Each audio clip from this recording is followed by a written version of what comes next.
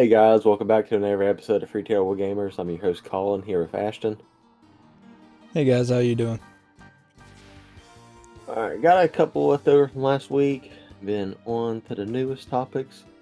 There's a new PS5 V2 controller that got leaked. Yes, so the article I have here says Best Buy appears to have inadvertently leaked a new version of the DualSense controller, and this V2 model may fix the most commonly complained about problem with the original PS5 pad. This week, a listing page for a PlayStation 5 V2 DualSense wireless controller, white, has been discovered on Best Buy Canada, with the price set at Canadian $89. That's the same price a regular DualSense controller retails for in Canada.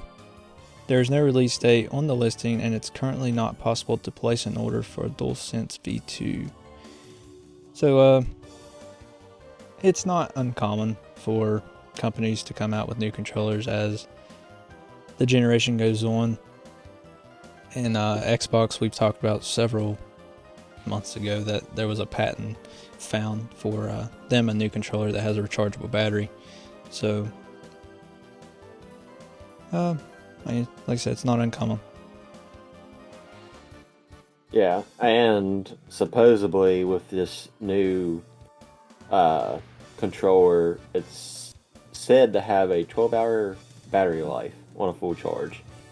And the current ones have about a 6-hour playtime. So that would double playtime on one controller, which would be phenomenal if it does happen. But it's one of those things to if Sony decides to pull it at this point or not because of Best Buy's moderate leak. They're not Nintendo. I mean, kudos to them for making a 12-hour battery life if it is wound up being true for it. Yeah, I mean, I have the black DualSense controller, and I've never had a problem with battery life, but also I don't have a PS5, I play it on PC, so I don't play it as much as, somebody that just plays console would. But yeah, I mean, doubled battery life, why not? Yeah. And the fact that it's just the white color instead of having a black option right now. The black Just looks white good. definitely stains up a whole lot easier. Yeah, that's the standard color, I guess. I didn't want that. I got the black one. Looks pretty nice. Wonder why they made a switch, because obviously it used to be black was a standard color, Right. and now, started with the PS5, didn't it? Because even the PS4s was mainly black starting out. Yeah, it was. I guess white's probably just a cheaper color then, I would assume. I guess so you don't want to dye it, maybe? Possible. Because I know that's the reason why people buy white vehicles, because generally they're cheaper to make. And And they're cheaper cheaper to on the buy insurance. Yes, this one looks pretty nice. Yeah. If you're watching Yeah, if on you're YouTube, watching. you get to see it too. And it has a feature called Easy Quick In Charging, so I guess it's even easier to put on the dock than the other one, supposedly. Who knows? Well, I mean, we'll know more about it once it comes out, but I didn't know it was hard to, put this one on charge, in a dock, but Do they have like a gyro control like the Switch does on PS5 games or no for the new controller? yeah, I believe the DualSense 5 has not the DualSense 5, but the DualSense controller. I think it does have gyro. I know it has that like touch bar thing, but I think it does have gyro. And the triggers, like, they're hard to get used to where it's a DualSense, like playing a game that supports it, like when I was playing Ratchet and Clank and Spider-Man and stuff, where they're made by PlayStation, they support the DualSense. So I thought there was like something wrong with my triggers. I was like, what in the world? Like, they won't press down all the way. I was like, oh yeah, I forgot. It's supposed to do that. It was weird though. Like, it was kind of cool though. Like, I don't know, get more reaction. Like, it depends what you're doing in the game on how it feels and how far it lets you like push it down and everything. So it's pretty cool. definitely So it different. don't necessarily let you press it down all the way. No, it's like when it's off, yeah, you can all the way. But like when you're in a game, it depends what you're doing. Like when you're in Ratchet and Clank and you're shooting a gun, like Yeah. you can feel the resistance, like you're actually pulling a trigger on a gun. Like it's pretty Oh, cool. okay. Yeah, it's just No, different things. I just had a lot moment. I was thinking they've always called DualSense, but no, they used to be called DualShocks. Right. Yep. Yeah, the last DualShock was DualShock 4. This they switched to DualSense on the PS5. Gotcha. Yeah, it's pretty cool though. Like I thought there was something wrong with it. I was like, what in the world? I was like, oh yeah, that's the whole point in DualSense. You can feel, different things. Imagine playing Call of Duty like that, though. Yeah. I don't know. I don't know how it works, Call of Duty. Probably similar, but I would assume. Unless it is just for first party titles. yeah, I'm not sure. Like I said, I don't have a PS5, so I'm not sure, but I know If on. you have a PlayStation 5, leave it in our comments and let us read it. Yeah, definitely let us know. We love listener feedback. We've been getting quite a bit of comments. It's more, not quite a bit, but more than we usually get.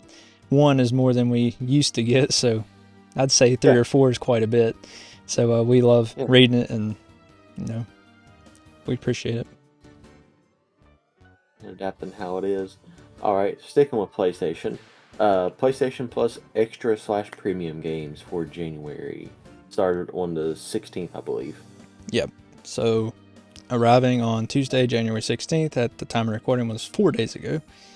Says PS Plus Premium and Extra subscribers will gain access to the following games: Tiny Tina's Wonderlands Next Level Edition, PS5, PS4. Resident Evil 2, PS5, PS4. Hard Space Shipbreaker, PS5. Lego City Undercover, PS4. Just Cause 3, PS4. Session Skate Sim, PS5, PS4. Shadow Tactics, Blades of the Shogun, PS4. Vampire the Masquerade Swan Song, PS5, PS4.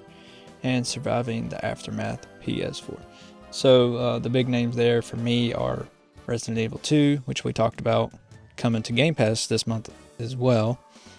And then Just Cause 3 is also a very good game. Yeah. Yeah, they definitely got some better games than what they've been having on there. For sure. Yeah. Old Tina seems like a Game of the Year contender. I mean, some people, like the Tiny Tina games, but I've never played them personally. Ooh. What? But that was just the essentials, wasn't it? Or the extra ones? That was the premium and extra. The essentials we read over those a couple weeks ago. Yeah, my bad. Have you played Just Cause before? I think I have. It's been a hot minute since I have. Yeah. I believe it was at least 7 or 8 years ago. That's probably how long it's been for me too, but when I did play it, I enjoyed it. Might like to get back into it sometime. Yeah, memory's kind of iffy on that. I'm pretty sure I have. I think it was Just Cause 2, if I'm not mistaken. Yeah, I played a little bit of 2, but I played more of 3. But, yeah. I mean, it's a good series. What, their 5's about ready to come out or just came out? Not sure, I think. Not really real sure on that. Oh, I'm going live. But I do know Resident Evil 2, we did talk about it coming to Game Pass this month as well. I wasn't able to find if it was the remaster or not, because it is Resident Evil 2 remaster on a remake on Game Pass, but I'm not sure about on here. I'm assuming it is on here as well. Just Cause 5 is a new console game in development by Square Enix. No official release date, although this is an article from the mid-2023, but it said it could be released in late 2023, so obviously it didn't happen. Right. Or later. So it's in development. It's in development. I thought so. I'm just like, I'm pretty sure I've seen news about Just Cause 5 somewhere. Yeah, I thought I wasn't sure. They Thought got for a so. terrible podcast. There you go. We don't claim to be good. They're just terrible. You guys knew it was in the name. It's in the name. What do you guys just don't expect high quality with us? Give it the best quality we can do, but it's not the best. No, it's just all we can do. Most definitely terrible since episode 1. Yeah, the episode 1 was rough. Audio was awful. I think the baby co-star was the best thing in the world. He even had some of that in there. Yeah. Back off of reminiscing. Nintendo. Well, Golden Sun games are coming to Nintendo Switch Online. Yeah. So. Or, I guess now. Yeah. On January 17th. But it says Golden Sun and its sequel, Golden Sun: The Golden Age, are joining the Nintendo Switch Online library on January 17th, which time recording was 3 days ago. These two classic Game Boy Advance games will be available to play for all Nintendo Switch Online, plus expansion pack subscribers. If you haven't yet played them before, there's probably someone in your life who has, and there's a good chance they mention it a lot for good reason too. Golden Sun is an excellent RPG, and its sequel serves up even more of the story and magic-heavy combat. So these are two Game Boy Advance games, especially the first one, that you see people almost always have it in their top 10, or at least even top 5 all-time Game Boy Advance games. Personally, I've never played it. Once again, not an RPG fan really, but I mean, apparently it's a good game for a good reason, so might be worth checking out sometime. Yeah, you would think that. I mean, I never heard of it up until the time of the topic last week. Oh, really? I was one of those people. Nope, never heard of it. And obviously, that was our first console, was the Game Boy Advanced. Yeah. So it's, with retrospect, it's one of those things. We was definitely around whenever it came out, and it was more than available to play. But I don't see, just outside of toddler age, playing an RPG and understanding it. Yeah. To an extent too. Yeah, it's true.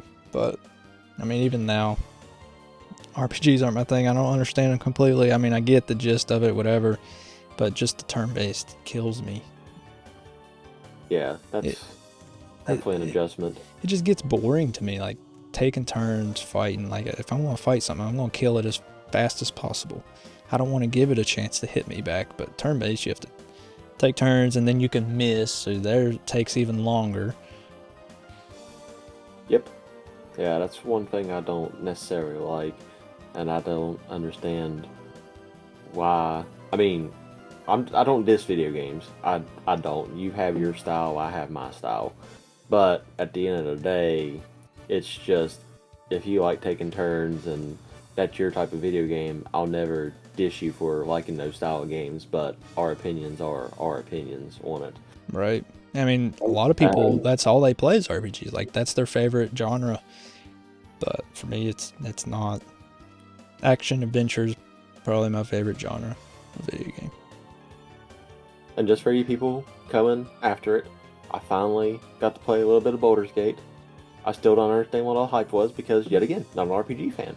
Right. Yeah, I played some of it too after dissing it on the Game Awards, which made me very upset. The graphics are nice. They are. They're really good graphics. I mean, they are. But just, once again, like you said, RPG just, I mean, once you're out of battle, yeah, you can move around freely as you want. That's fine. That's not bad. But once you're in battle, that just kills me, how you have to be turn-based. I don't know if it's the fact I'm playing on PC, but it just feels more like a point and click game to me. Well, I was using controller. Point and click. Yeah, I guess it would be a little bit different if you played on a controller, but like you said, where I'm playing on PC, it's just like, oh, I want to click over here, then I'll walk over there. Like I said, I feel like I'm back in the 90s. So yeah, I'm playing it on my PC too, but like I said, I was using controller, so I wasn't exactly aware of that you could do point and click. Hey guys, this episode is brought to you by our friends at Bucked Up. Bucked Up is a company founded in 2016 by two brothers on a mission to provide consumers with the highest quality supplements and fitness products to help them achieve their health and fitness goals. Bucked Up has a ton of products ranging from energy drinks and supplements to protein bars and pre-workout, all with crazy good flavors like Rocket Pop and cotton candy. You won't find a better tasting boost without the crash anywhere else. So head on over to buckedup.com and use the code 3TG to get 20% off your order. That's the number 3TG. Get the job done and feel great with Bucked Up energy. When you feel it, you just got bucked up. Whatever. Yeah, it's keyboard. Like I said, I run a keyboard and mouse. So you use your WASD to look around, and you can do your camera views, whatever. But you actually point and click to move. Huh. Yeah, but obviously with controller, it's, your left joystick moves around like a 3D world would. I guess that would be easier, but like I said, mine is, I'm just like, oh, this feels like... Now, that would kind of suck even more than like point and click where you're going that. Yeah, Windows 98 style type of game. No thanks. On Windows 11. Yeah, no thanks. I'd rather have controller for sure. I think I might need to switch it up just to try it. I can connect my Xbox controller to it, can't I? Yeah. Yeah, just you can go to your Bluetooth settings and do it that way. You can help on that one too. I struggle with a PC. I'm not even going to lie to you guys. That's all right. I got you. Constantly calling extra for help. It's okay. I don't mind. Like I said, I'm going to start charging $5 a session. Just a podcaster. Leave me alone. PCs aren't my thing. I just done it to make the podcast better. Well, that was the intention behind it. It's higher quality. For video and audio. For sure. All right. A bunch of Switch games got delisted. Yeah. So I have the whole list here. Yeah. So this kind of ties into that Nintendo Selects we was talking about last week. But I got the whole list here that they're going to just not be making them regular print anymore. Paper Mario, The Origami King, Donkey Kong Country, Tropical Freeze, The Legend of Zelda Link's Awakening 2019, Pikmin 3 Deluxe, Metroid Dread, Kirby Star Allies, Xenoblade Chronicles 2, New Super Mario Bros. U Deluxe, Fire Emblem 3 Houses, Fire Emblem Engage, Yoshi's Crafted World, WarioWare Get It Together, Nintendo Switch Sports, Super Mario Odyssey, Splatoon 2, Super Mario Maker 2, and Mario Strikers Battle League. Excuse me. So with these are just games that have fallen off from their sales. They're not selling as much anymore, so Nintendo's just not going to really make them regular print anymore. So, if they're not selling at a high rate, there's no really sense in printing new ones, basically.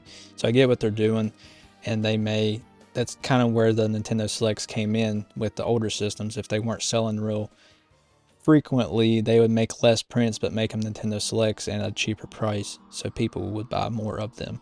So that's where that kind of rumor with Nintendo Selects came into play last week, but that's just a list of all the games that are getting delisted or got delisted.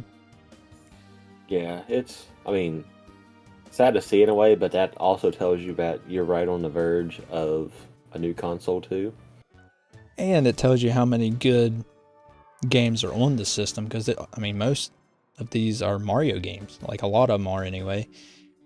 So or Mario based, like Donkey Kong's kind of a Mario franchise, but anyway, there's other Mario games on there that to replace these ones, so that's why they're not selling as well. That just shows you how many good games are on the system. I don't know, you might get the Donkey Kong community coming after us saying it like that. It is. It's part of the Mario franchise. He's in the Mario movies, so. True.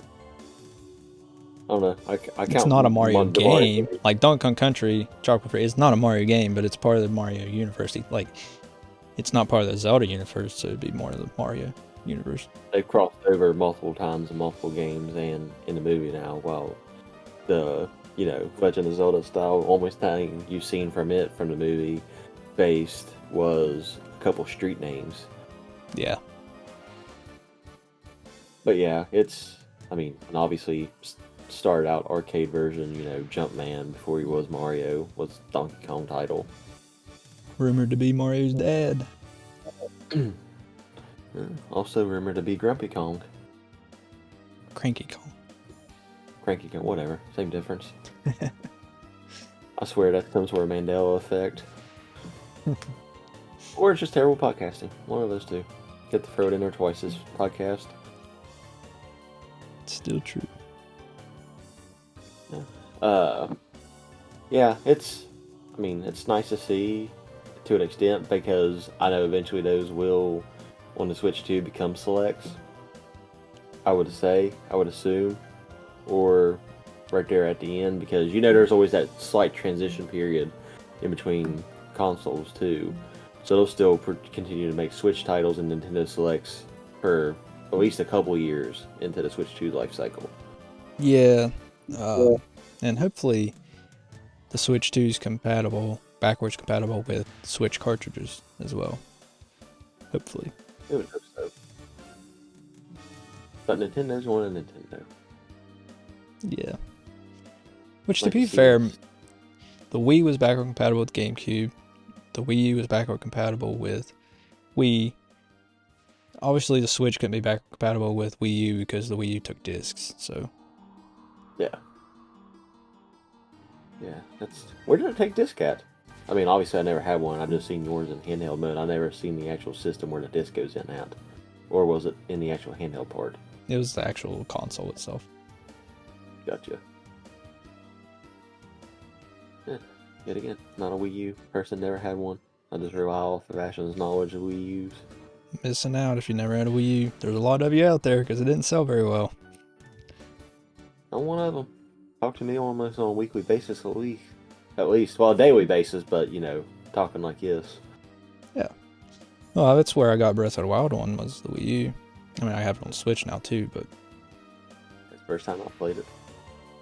Good game. Right before I bought it on the Switch. Played it on Ashton's Wii U first. Yeah. Alright, sticking with Nintendo. The Switch 2 was listed on a retailer site in Japan. Yep, so a Nintendo Switch 2 page went live on the website of Mecha Japan, a retailer specializing in Japanese electronics exports. The page lists 2024 as a console's tentative release window. While likely a placeholder, the listing adds to the recent influx of leaks and rumors indicating that the Switch 2 is on the horizon. A premature Nintendo Switch 2 page appeared on the website of a Japanese retailer. While likely a placeholder, this listing adds the recent influx, like we said, that it's on the horizon. It says the Switch 2 has effectively been Nintendo's worst kept secret for a while now, and though the long-lasting effects of the global pandemic are suspected to have pushed back the company's release plans by a year or two, the current consensus among industry insiders is that Nintendo's next console will likely launch sometime in 2024. So, okay, first off, a lot of people get excited and get confused when they see a listing like this. This is just, like this said, a placeholder, so you can't actually add it to the cart, so it's not a pre-order or anything. You can't actually add it to the cart. And it has, the placeholder date 12/31/24, which is what people use when it's coming out that same year, but nobody knows the date yet. A lot of people think that it means it's coming out the last day of the year, and that's not the case. It's just placeholder date. And people get confused. They get excited when they see this. It's like, oh, it's available for pre-orders on this website. It comes out the last day of the year. No, that's not it. It's all a placeholder. That way, when Nintendo does announce it, all this company has to do is go in there, fix the name from Nintendo Switch 2 to whatever it is, put the pictures on there, and put the official date, set the price, and that way they don't have to make it from scratch. I say February is what we'll have to wait. The first week in February, we'll figure out what it's going to be called and when it's going to release. The Nintendo Direct will 90% more likely to do it then. Yeah. Than to just put it out how they would normally put it out, or placeholders or anything else. I'd say it's most definitely going to come out in will be announced in the February Direct. Yeah, they're not going to shadow drop the console. It's going to be No. announced for probably holiday 2024. I'd say fall or holiday, yeah. Well, I mean, they do coincide because you technically start the holiday season right in the beginning Fall. of November. I'd say it's probably a release like in October, I would say, maybe. Now, I would love for them to announce it in February and then release it in March, you know, like the Switch was released in March, but that's not typically the case. Consoles are usually released later in the year. Usually around holiday season. September, October, November, usually. Time to get sold a bunch for Christmas. Yeah. But like I said, I almost guarantee that that will be one of the last topics in the Nintendo Direct come February. Because we know it's going to happen. It never fails. February is always a given for Nintendo Directs. Right. Well, there's also a rumor that this is going to be Nintendo's last big Direct. So what that means is like it's their last Direct that has a bunch of first party stuff all together. So they might have smaller separate ones, because usually we get one February, June, and September. Big ones. So I think what that means, that's their last big one, is it's their last one that may have the Switch 2, may have a bunch of first party titles, and then after that we might see one every month, like a smaller one every month or every other month, to release some or announce some first party titles and some indie titles and stuff. Yeah, 45 minutes is kind of long to drag around and wait, and so them releasing it individually. But at the same time, when they have to do like bigger releases like Zelda games, Mario games, and you know, your different consoles, they would have to do it not necessarily on an individual basis, because they like hiding that stuff to the very end. Right. So that would give them a chance to do that. So say a game's going to release in April, they're going to have a little direct, say in March, to announce that those games are released in April. That way, you know what I mean? Yeah. They like to keep their secrets close. Yeah, because last year, like how it was with Tears of the Kingdom, February Direct, it was the very last one. You had to wait all 45 minutes just to get a minute and a half trailer of Tears of the Kingdom release date. Right. So these smaller ones might be anywhere from, instead of 45 minutes, like 15, 20 minutes long. So it's not quite as much content and doesn't drag out as long. And like we said, that Nintendo likes to keep their cards close to their chest, so to say, so that way they can keep their secrets close until it's time to release them. Yeah. Alright. I think we got time for one more, and it's one that needs talked about, because we kind of trash talked it last week, but I'm it actually has. I'm still going to trash talk it, but they actually have some claims to back up what they had said. No, they don't. Stats show that Hogwarts Legacy is 2023's top-selling game of the year. Allegedly. Alright. According to newly released data, 2023's best-selling video game was Hogwarts Legacy from Warner Bros. Games, and that means that for the first time in over a decade, the top-selling game of the year wasn't another Call of Duty, Grand Theft Auto, or other Rockstar published game. Released in February 2023, Hogwarts Legacy wasn't a hit with the critics and ended up not winning many major awards. But there are a lot of Harry Potter fans in the world, and the first big AAA open world game set in that universe was bound to be a smash hit, even if it's not very good. It also helped that the game was ported to basically every platform under the sun, including the Nintendo Switch. So on that list, obviously Hogwarts Legacy was number 1. Tears of the Kingdom was also on that list. And so, yeah, it's 5th. But Nintendo doesn't share their digital sales. So their digital sales for Tears of the Kingdom wasn't on that list. That was just physical sales. They were 5th. So with their digital sales, it may not have been 1st, Tears of the Kingdom. But I'm saying it wouldn't have been 5th, and it could have been 1st with the digital sales. So I said allegedly Hogwarts Legacy is the number one game, because we don't know for sure, because we won't know until Nintendo officially releases those numbers, which they do quarterly. So, I said, we don't know for sure. Physically, yes, because this is Hogwarts Legacy, physical and digital, but like I said, Nintendo keeps their digital sales to themselves until they release them quarterly. So physically, yes, Hogwarts Legacy beat Tears of the Kingdom, but it's not guaranteed that it beat it digitally as well. Yeah. But still, the fact that like I said, we just done it, and it just came across my screen. I was like, okay, yeah, I'm definitely going to cover this because it has some weight to it to an extent, but I forgot about them not releasing, because that's just physical copies, like you said. I forgot about Nintendo not releasing those right away. Well, you look at it and you're like, Tears of the Kingdom's only 5th on this list, but when you think about it, that being physical only, that's impressive for them to still be 5th on that list. But it literally shattered, first 3-day sales records on just physical copies. Yeah. I mean, and we know to that list there's at least one more because I was a digital copy owner. Right. I was physical, so I'm on the physical side. I'm on the list, but yeah, I mean, there's a lot of people that bought it digitally that obviously, because it helped break records digitally too, just the quickest selling Zelda game or whatever. So we'll have to wait and see what Nintendo's numbers say for digital. And they only need one console to do it on, not every console available. Right. So I mean, yeah, Hogwarts Legacy probably is first. They have the edge because they're released on not only every current console, but also last gen too. It was on Xbox One and PS4 too. So not just next gen. So every single console available right now, it was put out on. And Tears of the Kingdom was just obviously the Nintendo Switch. But still, for Tears of the Kingdom to even be in the conversation compared to that is very impressive. It's showing you how many it did sell. What, Madden was number 3 or 4, Call of Duty was number 2. Yeah.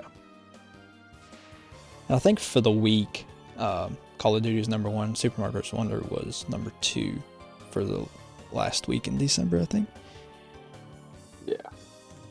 Which makes sense because generally that's the last. I mean, Mario Wonder was definitely a last-second Christmas gift for people too. Oh yeah, for sure.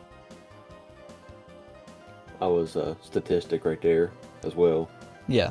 Oh, and then at that point, like, most people that want Tears of the Kingdom is going to already have it, so it's not going to sell a whole lot for Christmas because most people bought it. I mean, it came out in May, so yeah, that's 7 months. People had time to buy it. For sure. Especially since it was the more expensive of the two games, too. Yeah. Right. It was a $70 title, while Mario Wonder was still a $60 title. Yep. Which, $70, I mean, was fairly priced, I think, for what it is. It was well worth it. But that is all the time we have for today, guys. Thank you for watching / listening, whichever one you're doing. We have our socials: Facebook, Twitter, Instagram, Discord, TikTok. I think that's it on socials. Correct me if I'm wrong. Yep. I think that's about it. Then we have an affiliate for BetterHelp if you need mental health help. I know. I think that's it. Yeah. All right. Well, thank you for listening. I'll catch you in the next episode. Later, guys.